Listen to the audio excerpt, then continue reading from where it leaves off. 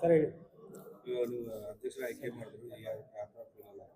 ಈ ಒಂದು ದಿನ ನನ್ನ ಜೀವನದಲ್ಲಿ ಒಂದು ಅತ್ಯಂತ ಸುದಿನವಾಗಿದೆ.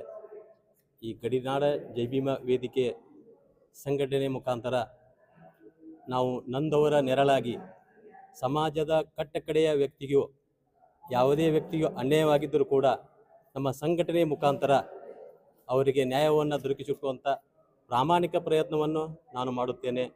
ಹಾಗೂ ನನ್ನ ಮೇಲೆ ನಂಬಿಕೆ ಇಟ್ಟು ನಮ್ಮ ರಾಜ್ಯ ಅಧ್ಯಕ್ಷರು ಹಾಗೂ ಉಪಾಧ್ಯಕ್ಷರು ಹಾಗೂ ನಮ್ಮ ಸ್ನೇಹಿತರು ನನಗೆ ಈ ಕೊಟ್ಟಂಥ ಜವಾಬ್ದಾರಿಯನ್ನು ಅತ್ಯಂತ ಯಶಸ್ವಿಯಾಗಿ ನಿರ್ವಹಿಸುತ್ತೇನೆ. ಹಾಗೂ ಎಲ್ಲರನ್ನೂ ಜೊತೆಗೂಡಿ ಕರೆದುಕೊಂಡು ಹೋಗಿ ನಮ್ಮ ಸಂಘಟನೆಗೆ ಶಕ್ತಿಯನ್ನು ಕೊಡುತ್ತೇನೆ ಅಂತೇಳಿ ಈ ಮೂಲಕ ತಮ್ಮಲ್ಲಿ ತಿಳಿಸುತ್ತೇನೆ. ಸರ್, ಈ ಟಚಬಿಲಿಟಿ ಅನ್ನೋದು ಏನಿದೆ ಒಂದು ಸಾಮಾಜಿಕ ಪಿಡುಗೆ. ಈ ಸಾಮಾಜಿಕ ರೋಗ ಇದನ್ನು ನಿರ್ಮೂಲನೆ ಮಾಡಲು ದೊಡ್ಡ ದೊಡ್ಡ ನಾಯಕರು ಅವಾಗಿಂದ ಪ್ರಯತ್ನ ಮಾಡ್ತಾ ಇದ್ದಾರೆ. ಅದು ಇವತ್ತಿನವರೆಗೂ ಹಾಗೇ ಇದೆ. ಇದಕ್ಕೆ ಕೊನೆಗಾನಗಬೇಕಂದ್ರೆ ನಾವೇನು ಮಾಡಬೇಕಂತ ಹೇಳಿದ್ರೆ ಶಿಕ್ಷಣವನ್ನು ಪಡೆದುಕೊಳ್ಳಬೇಕು, ಸಂಘಟಿತರಾಗಬೇಕು. ಹಾಗೂ ನಾವು ಆರ್ಥಿಕ ಅಭಿವೃದ್ಧಿಯನ್ನು ಹೊಂದಿದಾಗ ಮಾತ್ರ ಈ ಸವರ್ಣೀಯರಿಂದ ಆಗುವ ದಬ್ಬಾಳಿಕೆಯನ್ನು ನಾವು ತಡೆಯಬೇಕು.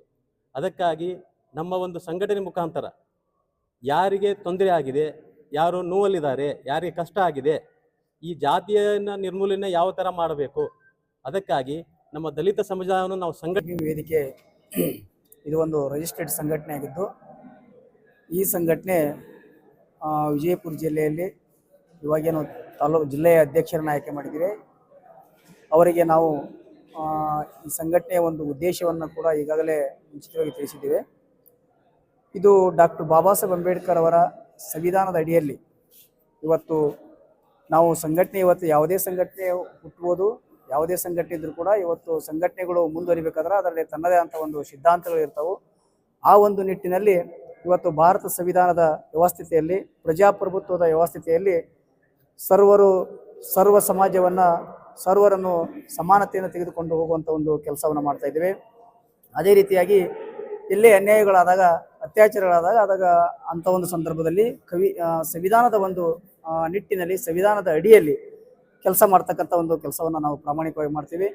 ಮತ್ತು ಅದೇ ರೀತಿಯಾಗಿ ಶಿಕ್ಷಣ ಸಂಘಟನೆ ಹೋರಾಟ ಅಂತಕ್ಕಂಥ ಒಂದು ಸಿದ್ಧಾಂತ ಅಡಿಯಲ್ಲಿ ಎಲ್ಲರಿಗೂ ಒಂದು ಮುಖ್ಯವಾಹಿನಿಗೆ ತರುವಂಥ ರೀತಿಯಲ್ಲಿ ಶಿಕ್ಷಣವಂತರನ್ನಾಗಿ ಮಾಡಲು ಅವರಿಗೆ ಒಂದು ಒಳ್ಳೆಯ ಒಂದು ಸಂದೇಶವನ್ನು ಪ್ರಚೋದನೆ ನೀಡೋದ್ರ ಮುಖಾಂತರ ಶಿಕ್ಷಣವಂತರನ್ನಾಗಿ ಮಾಡಿ, ಸಂಘಟಿತರನ್ನಾಗಿ ಮಾಡಿ, ಅವರಿಗೆ ಆದಂಥ ಅನ್ಯಾಯಗಳನ್ನು, ಅತ್ಯಾಚಾರಗಳನ್ನು ನಾವು ತೆಗೆದು ಹೋಗೋದು, ನಾವು ಏನಾದರೂ ಒಂದು ಉತ್ತಮ ಜೀವನ ಸಮಾಜದಲ್ಲಿ ನಡೆಸ್ಕೊಂಡು ಹೋಗಬೇಕಾದ್ರೆ ನಮಗೆ ಅತ್ಯಂತ ಅಮೂಲ್ಯವಾದ ಶಿಕ್ಷಣ ಆಗ್ತದೆ. ಹಾಗಾಗಿ ನಾವೆಲ್ಲರೂ ಪ್ರಜ್ಞಾವಂತರಾಗಬೇಕು, ಶಿಕ್ಷಣವಂತರಾಗಬೇಕು.